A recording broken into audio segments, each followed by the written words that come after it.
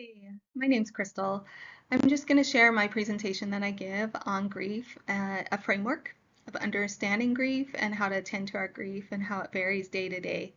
This is just an educational piece. It's to help you frame what you're experiencing. And so we call it psychoeducation. But I want to honor that whatever reason you're here is that you are most likely longing and missing and struggling with the loss of a loved one, as well as along with me. And so there's a part of me that really finds if I can understand it, I am able to give permission more for me to feel the feelings that I feel, and it makes it feel less scary. So let's just talk a little bit about grief. When I say the word grief, what comes to mind? So I was in a training with a woman by the name of Joanne Cacciatore. She's brilliant with research around grief. And she asked this very question to a group of clinicians. What do you think of when you see or hear the word grief? And many of us were trying to make sense of our own grief as well as helping the people that we walk beside. And a lot of things were called out, like loss, love, sadness, hard. And one woman called out sneaky brat. She used a different B word. And she really thought of this word grief as like a personified person that is really, really sneaky and difficult to be with. And I think it's pretty common to not like our grief because it's painful. And so she invited us, and I want to invite you to think of grief. If this is a price we pay because we love someone, or if this is the experience we're having because we lost someone we love, then how long are you going to love that person? And that might be how long you're going to be experiencing grief. Grief changes, but this is a companion for life, perhaps, and we might want to look at it as instead of an enemy, but as at the very least, a companion. So I have a couple images I want to show you. So maybe you're not ready for this idea, but the invitation is over time to get to know this grief, this companion that's walking beside you with the loss of your loved one. And so at some point, perhaps even befriending this grief. Sometimes it helps to incorporate some artwork with grief. Here are some images that I found online and with someone I was working with permission to share, of what, when you think and close your eyes, of what grief might look like if you personify it as if it's a person or a creature. So you can see that there's some really looming and gloomy and scary examples and feelings of what grief might look like, some sort of grief monster. And this was my experience with my own grief, is when I did this activity and closed my eyes and imagined if grief was a person, what it would look like, or a creature. It first looked like this, but then, fast forward, some time goes, grief changes, and I did this activity again with my therapist, and this image of a painting that I had seen a long time before, didn't even keep it in my head, popped up, and afterwards I found it online, and I'm going to show it to you now. So this is what came to mind when I thought what my grief looks like a few years out. Well, I think it was a year and a half out of losing someone I love deeply. And look at all the, I'm thinking of all the memories that grief might carry. I'm thinking this carrot that keep going forward, have hope, the heaviness, I'm laid down.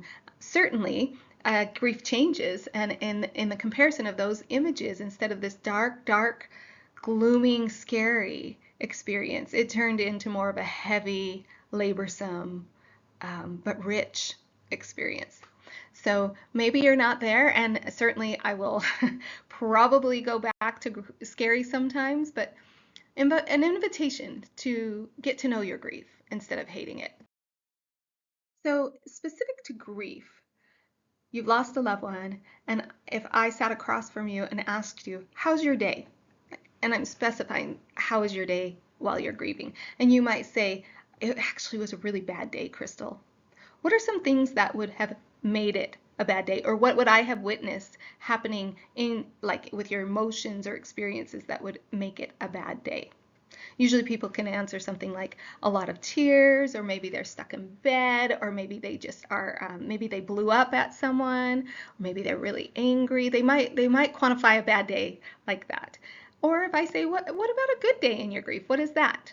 Some people might report that they feel more hopeful, they're remembering the good memories, maybe they had space to talk about their loved one with others, or maybe they actually were able to tangibly touch the things that the person left behind and feel close. So we can have good days and bad days, and this framework that I'm about to introduce about weather is a way to understand and attend to when we have different experiences in grief. So let's say you're having a bad day. What do you find other people say in trying to help? I find that this statement is often start with "you should just" or "maybe you should try," and they give thoughts there like maybe you should try, I don't know, exercising. Sure. Maybe you should try journaling, or sometimes people will try to give platitudes like, she's with God, somebody might say, or someone else might say this person wouldn't want you to cry. I historically uh, I had that posed to me about my loved one. She wouldn't want you to cry. And I remember it was maybe one of those less stable days, and I responded, well, I didn't want her to die, so we're tied. We're tied. These things that people try to suggest, this is about their own discomfort with grief. The world, our society, is uncomfortable with death and grief, and we want to help people out of that pain. And yet, in trying to understand and help grief, we can feel more isolated. I love this quote by William Shakespeare about other people trying to tell you what you should do with your grief. So William Shakespeare himself says, well, everyone can master a grief, but he that has it. And isn't that true? I think that's anything in life. We often think that we can tell what other people should do and shouldn't do, and we just don't know what it feels like unless we're going through it. And so, at risk of being another person that tells you what you should do with your grief, I'm going to introduce you to this framework of grief as weather. So I'm not going to tell you what you need to do with your grief. I'm going to invite you to learn to recognize what's happening in your body and what's happening around your emotions with the loss, and then suggest ways that you could attune to it and attend to it. So in the framework of weather. So what do you do differently to weather the weather? What do you do different in snow weather or rain weather or sunny days? Well, I'm in Arizona and it's pretty consistently sunny here, but we still have to adapt. We have to wear sunblock at certain times a lot more, stay in the shade versus a nice cool day. If it's rainy, I've got to get an umbrella. What do we do differently? We might drive differently. We might get dressed and wear different clothes. We might stay inside more. We make changes according to the weather. So we're prepared and we're comfortable. And even if we don't like the weather, we make changes to adjust to it. So the part that likes to quantify things is going to frame this a little bit different. So in different kinds of weather, we look at the intensity of elements, and then we look at the abilities, how we can manage it. So I like to put this on a scale. So let's say we could scale it 0 to 10. Today, what's your intensity of the weather outside? So a snowed in day would be maybe 10, right? And then we look at like what's your level of functioning or coping, and regarding weather, that would be how prepared are you? Like if I was in the snow, I would have Arizona clothes and I would not be prepared. So it might be a 10 in weather, but I might be a 2 in my ability to function. And someone else who grew up in the snow could like look at the forecast, have their clothing ready, be at a 10 in the intensity of weather, but also be at a 10 in their ability to cope.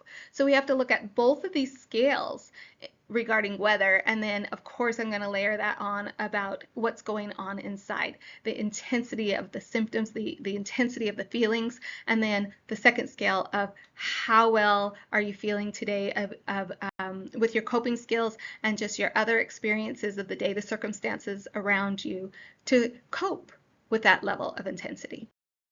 So just like in different weather, we have both of these scales. Let's look at the scales of intensity and coping with the experience of grief. And I have borrowed this from a place called the Depression Project, and it's in the UK, and they present this idea around depression, but I really think it layers on top of the experience of grief.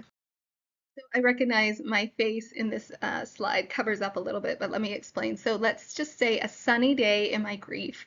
My intensity of symptoms, I don't love the term symptoms, my intensity of experience of how the grief feels in my body and how it impacts me might be smaller on a sunny day. Note that the photo is, or the drawing or the graphic of this sunny day has a little bit of clouds, because I think with grief we never are quite removed from the experience, the negative, the pain. It's right there at any moment. And then on a sunny day, our ability to function with that is higher. Also, on a rainy day, we have about mid-range of the experience of grief and the pain of it, and our ability to cope and manage with it and function. And then I like this idea of blizzard. It snowed in, the intense experience. It's overwhelming, and our ability to function might be lower as well. Obviously, these scales can vary, but these are just frameworks: a blizzardy day, a rainy day, or a sunny day in your grief that can help us understand and attend to it. So let's talk about the blizzard zone.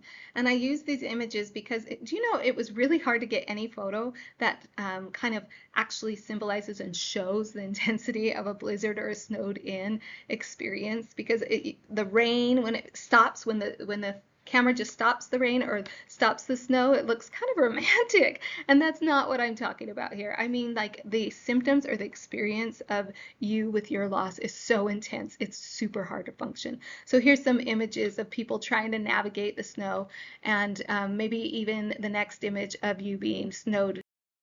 So this image I like as an idea of, if your grief is so overwhelming that day, it would be like a snowed in day, where to go outside and to function in that kind of weather would, well, I mean, you would need a lot of gear. And so some days we just stay inside and we just experience a blizzard.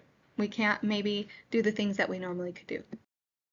So let's talk about this blizzard zone, and I'm going to put a lot of words up here. It's not the words that I'm giving as much as really trying to kind of feel if you've ever experienced this, so that you can link together the idea of the blizzard zone of grief with some of this experience. So on a blizzardy day in grief, you might feel overwhelmed, super heavy, sad, angry.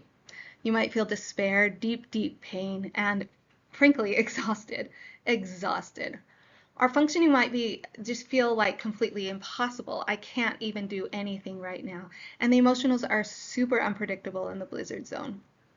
Here's some grief strategies that you might do in the blizzard zone. So in this space, you're dealing with grief being so overwhelming and your ability to function so minimal that you're basically surviving. I like to think about a baby or a wounded animal. What are you worried about? You're worried about, let's think of a baby. Eating, sleeping, hydration, bathroom, the basics.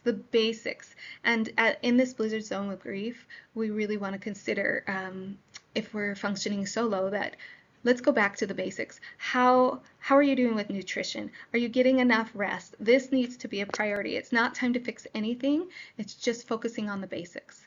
You might, as far as movement in your body, you might want to rest more, maybe stretching, but this is not the time to go sign up and run a marathon.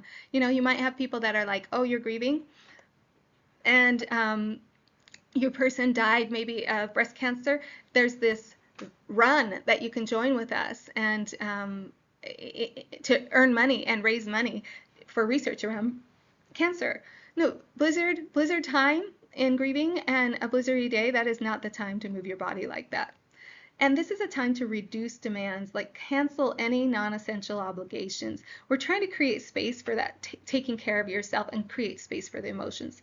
I recognize that sometimes you can't cancel. Like for me, I have children that I need to help take care of, bills to pay. And so if you really cannot cancel, just look for ways to minimize the non-essentials. And support. This is a time that you might need immediate support from loved ones and professional.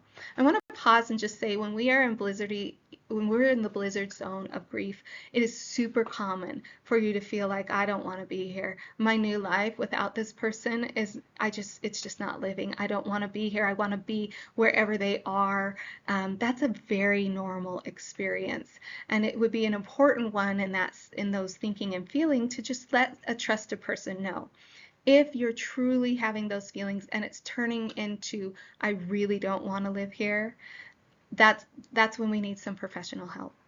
And so you reach out to 988 or to a counselor or something and get some professional help. I want to balance the normalization of that experience, and then also the last thing we need is to lose another person, especially in your circles of the people who care about you. So the next zone I want to talk about is the rainy zone. And this image I like because look at all the gear she needs with this level of rain. The rain zone doesn't mean it's easy. It can be very intense, or it can be sprinkling and kind of overcast. So let's break down the rainy zone. In the rainy zone of grief, you're going to feel sad, intense sad probably, but not as intense as in the blizzard. And this is a time that you might feel more reflective and nostalgic, and you might long deeply for your person. You're going to feel maybe a little bit off, but it's not so overwhelming that you just are completely in hopelessness. The functioning is usually a mix. You can function in moments, but then there's also periods of less functioning. There's this sadness. I like to think of this rainy zone as you can get things done, but your battery is super low and it depletes quickly. You're on the verge of dysregulation. When I say dysregulation, that in grief, that could look like your body shutting down, or crying really hard, or angry, snapping at someone, just not in that steady place. So you're on the verge of that usually in the rainy zone. Coping strategies to match the rainy zone, we can do a little bit more of getting things done. We get our tasks done, but we also need to still take care of ourselves. So some softer self-care, but not completely put yourself to bed and just worry about eat, sleep, hydration, is maybe we take baths or showers, journaling. Music can help here. We might want to lean in and reflect a little bit more on our memories. And if we're going to exercise, we're still in this gentle to moderate movement with our body. I hope you see that I'm saying, like, let's match the intensity and the functioning with our body movement and with the things that we commit to. As far as support, we want to connect with supportive people, of course. And we may or may not want to talk about grief. Ask ourselves, what's helpful with this kind of storm inside my body today? What would be helpful? And last but not least, our sunny zone of grief. This is where a lot of people want to be all the time, and that's just not the reality of grief. But let's talk about what that might look like if it's a sunny day in grief. Okay, so on a sunny day in our grief, we're going to have feelings that are a little bit more hopeful. So the grief isn't going to be all consuming. We will still have sadness like those clouds, and we'll still have longing. Those aren't going anywhere. They'll be present. But we might feel lighter and feel more of our normal. Some people have, when they have better days, they sometimes have it's accompanied with guilt or bittersweet feelings. Like, for example, I've heard people say, I shouldn't laugh. I shouldn't laugh. I feel guilty if I'm laughing. And that's a normal feeling. And that's something to work through with a trusted person or a therapist. I don't want to challenge you with any shoulds, but just notice it. Notice that, I'm feeling guilty for feeling a little bit more normal. The part that makes sense to me is that if the loss of this person is so big in your life, of course it would feel like, how can I ever be happy again? Just notice that. Notice that. It's a time, there's a time and place, and sometimes actually levity can help grief. Actually, levity helps grief a lot in the right time with the right people. Functioning is higher here. Coping strategies, because you're functioning really well, we can utilize this time to work and play, utilize this time to decide how to remember your loved ones, strategize for future storms. Let me just give an example of that. So, for example, it's important for humans to create rituals around the loss of a loved one. When we are deep in grief, it's a blizzard day, that's not the time to say, okay, how can I honor my child the best for my birthday, for their birthday? Now, listen, if that's what comes up in that snow, then that's right for you. But if you're going to come up with a plan of lists and to do and get in that like executive and businessy role, that's usually most effective and comfortable when you're in a sunny day. I remember when I first lost somebody I loved, there was this cycle was so evident right after. So in preparation for the many things you have to do when you lose somebody, and you're wanting to plan maybe a celebration of life or something, there was this shutdown, there was a blizzard, and there was rainy times. And then as soon as I got a window of a little bit of sun, I'm like, let's go, let's get the program done, let's whatever, because I know another grief storm is coming in. Right? So this might be a time that you can get things done more. If you need to work, like I said, if you have other responsibilities, this might be a time to get stuff done. It also might be a time to celebrate and laugh and enjoy super happy memories of the person you lost. This also, you'll have the depth, the capability, a little bit more battery to challenge what you're thinking. What am I learning from this? What did I learn from this person? This might be a time to make gratitude lists, work on projects, and exercise. You can exercise a little bit more here. So I want to at least note this. This is important. There's two different ways that I see people grieving if we're going to go to the extremes. There's a busy bee, someone who just like, I've lost somebody I love and I get to work and I go project, and busy. And there's someone else who might like feel deeply and slow down. Now, granted, we all vacillate between those, but I've noticed that on sunny days, we actually have the capacity to kind of lean into the opposite experience than our normal coping. So if I'm someone that's super busy and I deal with hard things by go, you might on a sunny day have the capacity to actually lean in to your grief a little bit and feel those emotions that you normally kind of am able to run away from by being busy. And someone who maybe really is deep in those feelings of grief, and that tends to be the way you cope, is moving through it really at a deeper level and a slower level. On a sunny day, I might see you leaning out of it and doing things that you normally can't do, getting some things done and connecting with people that you normally, it's very difficult.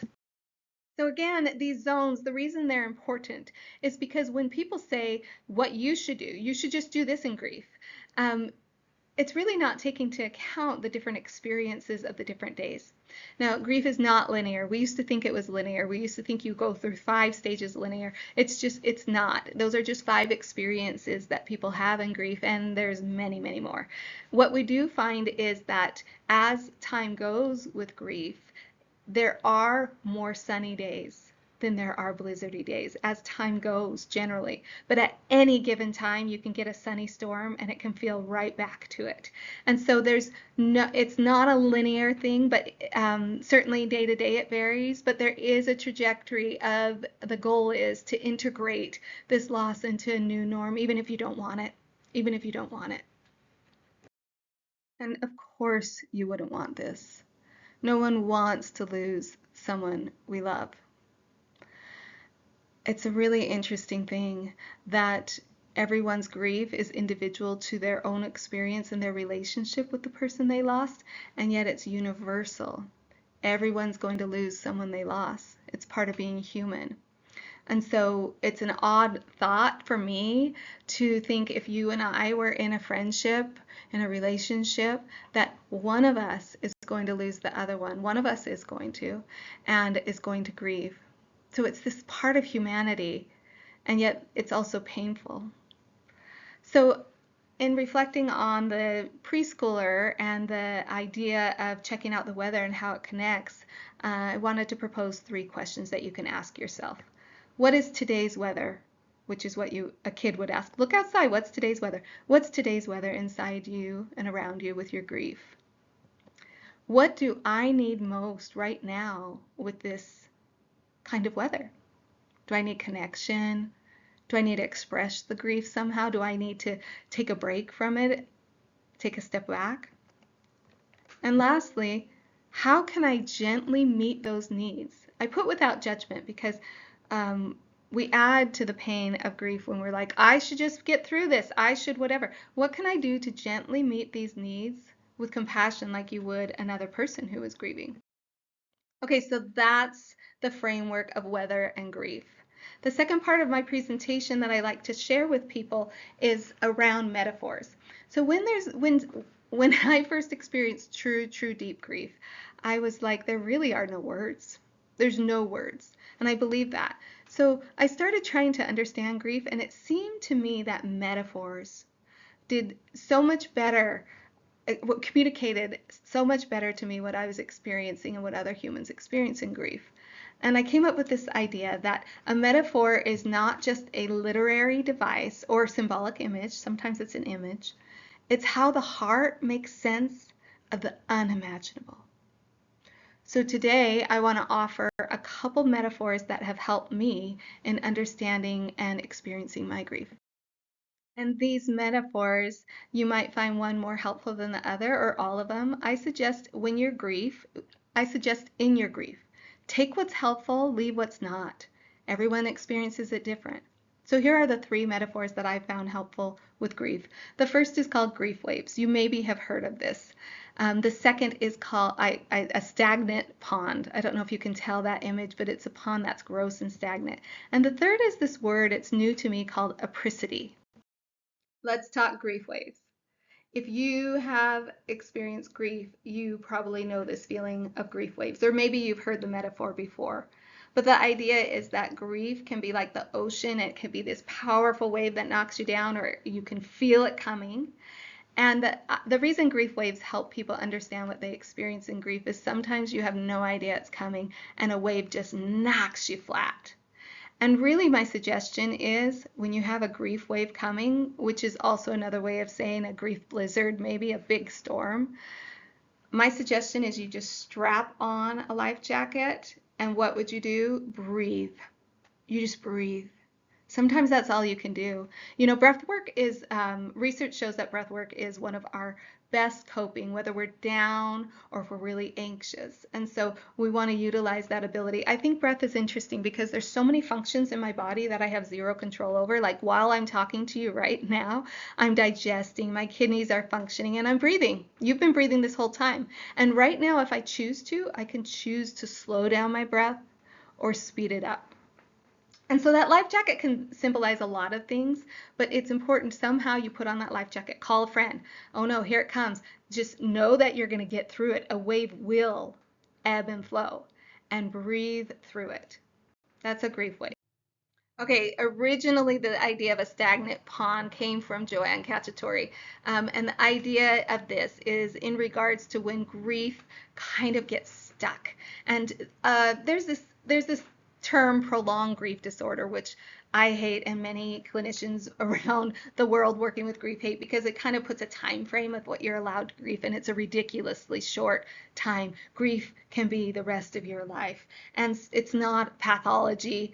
We can't pathologize the experience. It's part of losing someone and loving and adapting neurologically and emotionally to the idea that this person isn't here in that capacity. And so what do we do? When does it really get stuck? I like this concept that she introduced, that imagine a stagnant pond. What happens to it? It gets really gross and grimy and stinky, and it's just gross. I mean, nobody would want to get into it. Well, sometimes our grief, if we think of it as a stagnant pond, what do you need if it's stuck? If water is stuck like that, what do you need if your grief feels stuck like that? Well, stagnant pond is basically water that just has not moved.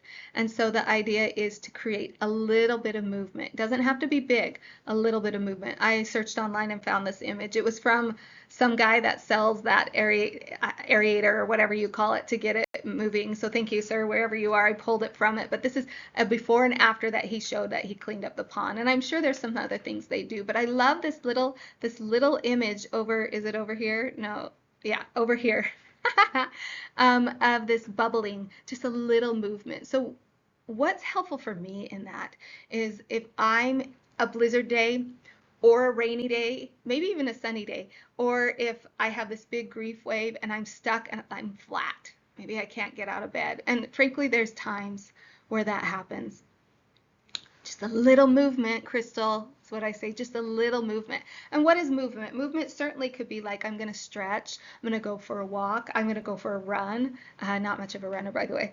Also, movement could be talking about it or sorting through your loved one's stuff. Crying is movement. Just a little bit of movement is helpful when you feel stuck in your grief. The last metaphor is actually a word or an experience called apricity. It's the warmth of the sun in winter. So I'll read this and then I'll explain what that experience is. Apricity, it's the warmth of the sun in winter, a subtle warmth that kisses the skin with a softness unexpected in the season's chill. That's very poetic. Haven't you had this experience like you're kind of cold and chilled to the bone and the sun breaks through and it maybe touches your skin and it just slowly warms you? Just slowly warms you. I think in grief, even on our coldest days, we can look for opportunities to find a little light and just a little warmth to keep us going. And that light could be a lot of different things. It's going to be specific to you and the person you lost. That light could be touching base with a loved one. That light could be believing in a higher power or purpose. That light could be understanding that this is a human experience and that other people have gone through hard things. That light could also be finding ways to connect with the person you lost. So in that cold, hopeless feeling, we can look for apricity, a little bit of warmth that kisses that coldness and just brings a little hope. With grief, remember we talked about it just being kind of an enemy. I'm inviting you to consider befriending it. And if you're not ready to befriend it and you're just mad at it, that's okay. But consider that over time, you're going to want to develop a relationship with grief because you don't have to fix your grief. You just have to learn to tend to it, to be aware of it. And what do I need? It's taking care of yourself and honoring that space that is pain and longing for the one that you love. I'm going to close with this quote. It's beautiful imagery. It's very old, from the 1600s, 1700s, and it's maybe even a fourth metaphor. But it says, "My barn having burned to the ground, I can now see the moon." See, none of us wanted to lose our loved one. We like our barn. We don't want it to burn to the ground. That's horrible. And yet, when the barn burns, we can now see the moon. It's just a recognition of both parts, that I don't want to go through this on this hand. I love this person. I don't want to experience it. And on this hand, there are some things, some goodness that I'm learning and growing because of this experience. And if you're not ready to recognize and look at the gift of the moon, totally fine. And on days that are blizzardy, not a chance. But I love this imagery that the barn burning, which we don't want, and it's painful, and we wish we had the barn still, that we can see the moon. We can see new things. Certainly grief changes us forever. I just want to share one more image with you, and that's the sky with the sun coming through, maybe that apricity here. I'm not sure, but the idea of this, that our weather and our grief can change, but what's above that sky, regardless of the weather? There's a steadiness there. There's something higher there. And I want to invite you, whatever that is in your life, to look for a higher meaning or purpose for your life and look for places to find hope. We need you here to make more relationships and more memories. And I am so sorry your person died. And that I don't want to dismiss that in any ways. And I want to invite you in the storms of grief that above that are blue skies. There's something that you can try to seek out and find, whatever your belief system is or whatever goodness you got by having this person in your life. Just this awareness that there's something bigger than that storm that you're experiencing that day. So I hope some of these thoughts help you in your grief. If you need extra help, you can call Arizona Family Institute and see if a therapist here, or I'm happy to give you a referral to someone else. But at the very least, please reach out to a friend and somebody who is safe, that you can kind of navigate these difficult feelings and difficult storms of grief. So take care.